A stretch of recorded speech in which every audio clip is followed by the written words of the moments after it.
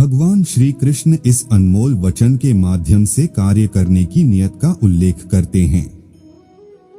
जब किसी भी कार्य करने में अगर लालच होगा, बेईमानी होगी, जलन होगी तो वो काम न तो सही होगा और न ही उसके परिणाम फलदायी होंगे।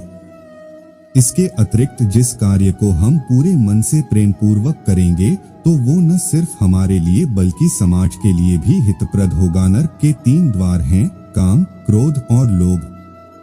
जो व्यक्ति कामी प्रवृत्ति का होता हो, जिसके मन में लोभ होता है और जो अत्यधिक क्रोधी स्वभाव का होता है, उसके लिए नरक के द्वार सदैव खुले होते हैं।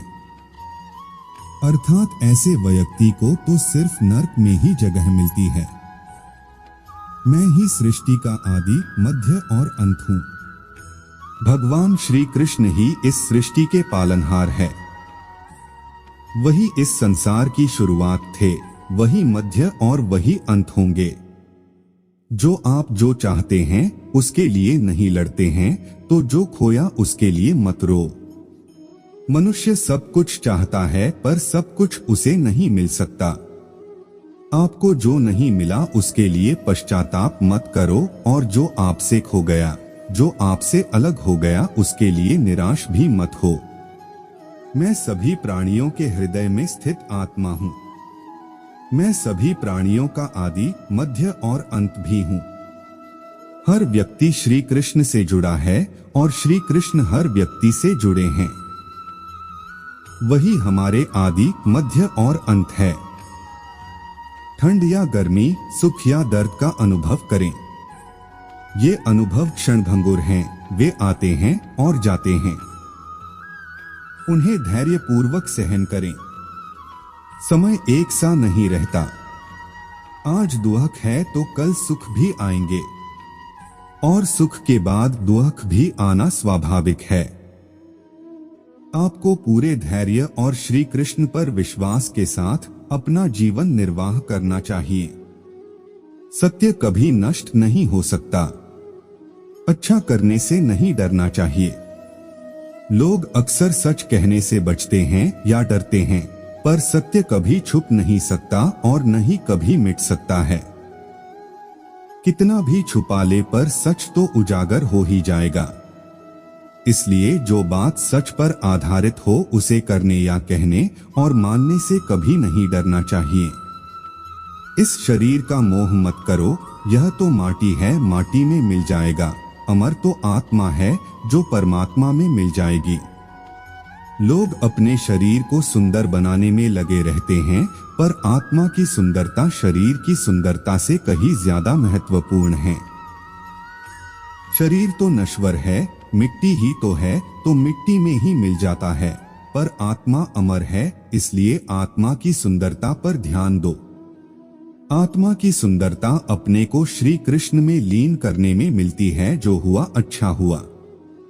जो होता है अच्छे के लिए होता है। कभी कभी विपरीत परिस्थितियां हमारी वर्तमान स्थिति को अच्छा करने के लिए आती हैं। मन चंचल है, इसे और संयमित करना कठिन है, लेकिन यह अभ्यास से वश में हो जाता है। मन चंचल होता है, यह इधर उधर भागता है और किसी भी कार्य की एकाग्रता का दुश्मन है। लेकिन यदि यह व्यक्ति के वश में हो जाए तो इससे अच्छा कोई मित्र नहीं है। मन को एकाग्र करना जरूरी है, बस थोड़े से प्रयास और अभ्यास की जरूरत है। मेरे लिए न कोई घृणित है और न ही कोई प्रिय, न कोई निर्धन है और न ही कोई धनी, बस जो भक्ति भाव के साथ मुझे याद करते हैं मैं उनका हूँ और वो मेरे। कृष्ण कोट्स। श्री कृष्ण उन्हीं के हैं जो श्री कृष्ण के हैं। भगवान तो बस प्रेम भक्ति के भूखे हैं। जो भी उनकी भक्ति में लीन होता है, जो भी प्रेम से उन्हें याद करता है, वो सदैव उसका कल्याण करते हैं। मैं हमेशा तुम्हारे साथ और तुम्हारे आसपास रहता है, चाहे तुम कुछ भी कर रहे हो। जब भी आप कोई बुरा कार्य करते हो या अच्छा कार्य करते हो, आपको लगता है कि कोई देख नहीं रहा, तो यहाँ श्री श्री कृष्ण कहते हैं कि तुम जो कुछ भी कर रहे हो, मेरी दृष्टि सदैव तुम पर है। इसलिए आप यह मत समझे कि आप अकेले हैं, आपके साथ श्री कृष्ण सदैव हैं। है अच्छे के लिए हो रहा है। जो होगा वह भी अच्छे के लिए ही होगा। जो कुछ हुआ अच्छे के लिए हुआ। जो हो रहा है अच्छे के लिए हो रहा है।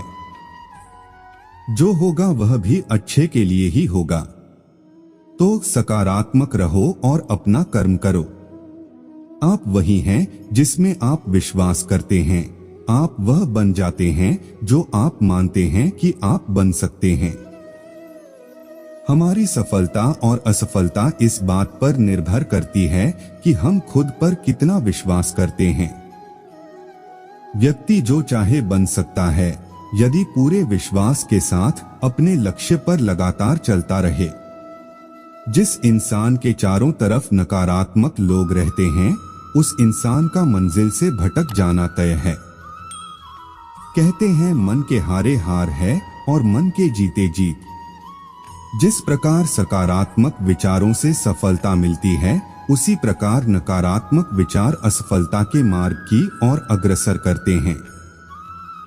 क्योंकि जैसा हम सोचते हैं वैसे ही हम बनते जाते हैं और अपने विचारों के माध्यम से ही हमें नकारात्मक और सकारात्मक परिणाम मिलते हैं।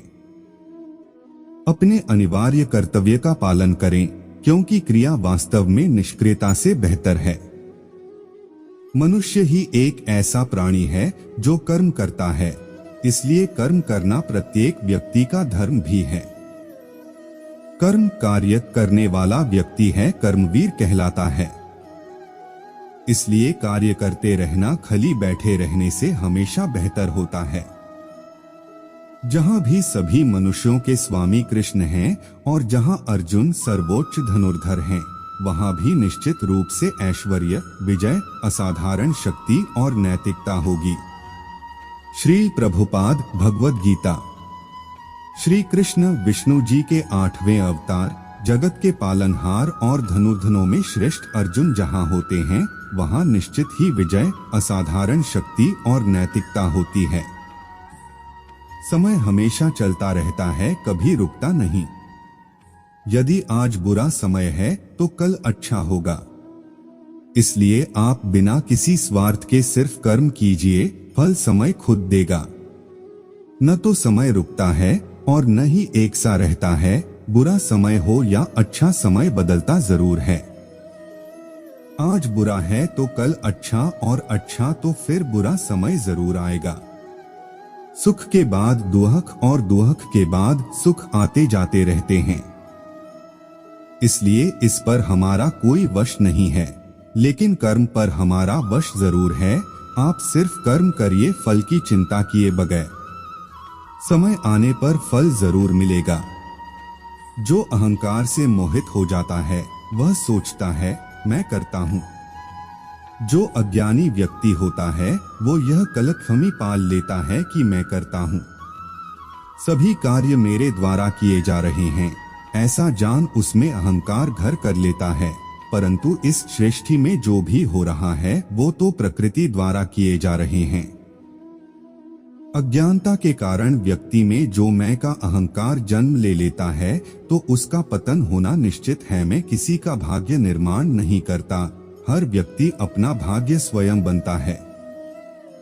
श्री कृष्ण कहते हैं कि वो किसी के भी भाग्य के निर्माता नहीं है, व्यक्ति खुद ही अपना भाग्य लिखता है। आप जैसा बीज बोएंगे आप वैसी ही फसल ही काटेंगे।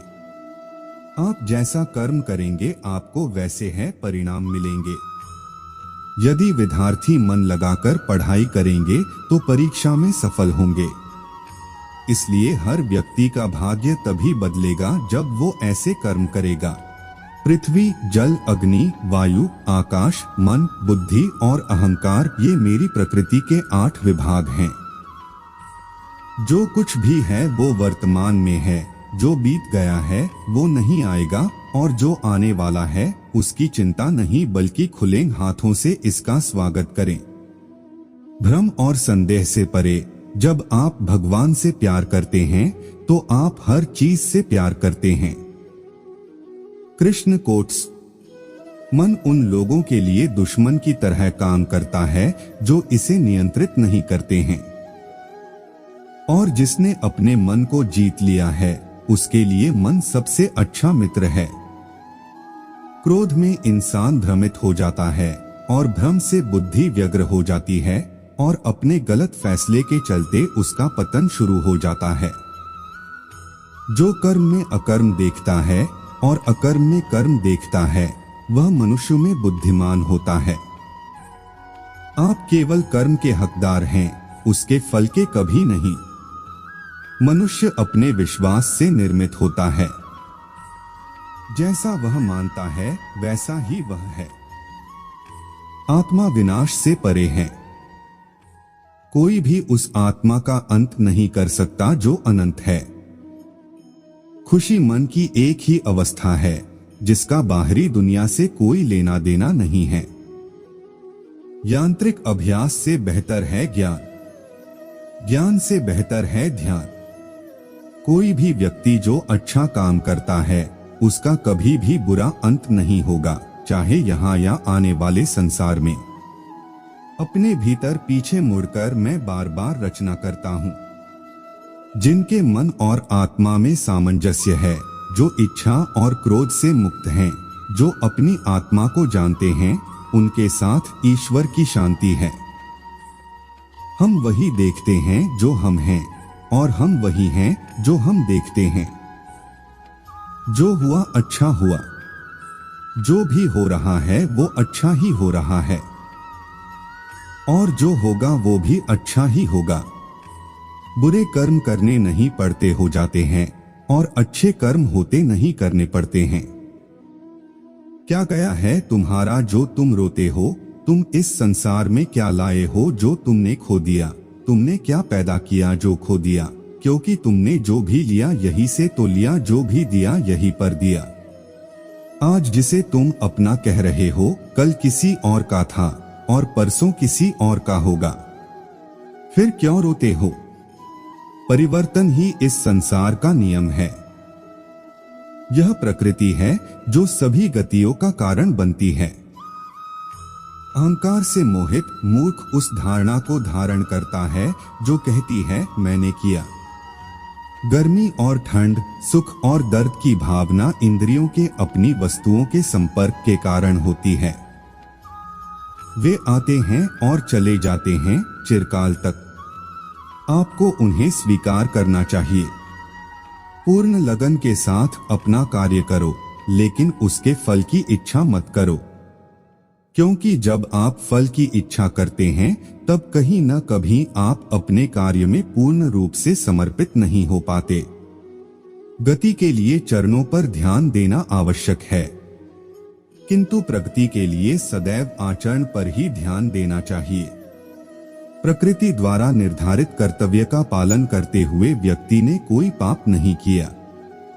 जिसका मन उसके वश में नहीं है उसके लिए उसका मन शत्रु के समान है। वो मूर्ख हैं जो प्रेम को बकवास कहते हैं।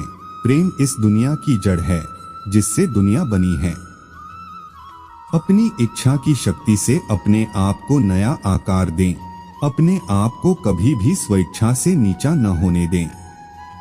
बुद्धिमान अपनी चेतना को एकीकृत करते हैं और कर्म के फल के प्रति आसक्ति को त्याग देते हैं। मनुष्य अपने विश्वास से निर्मित होता है।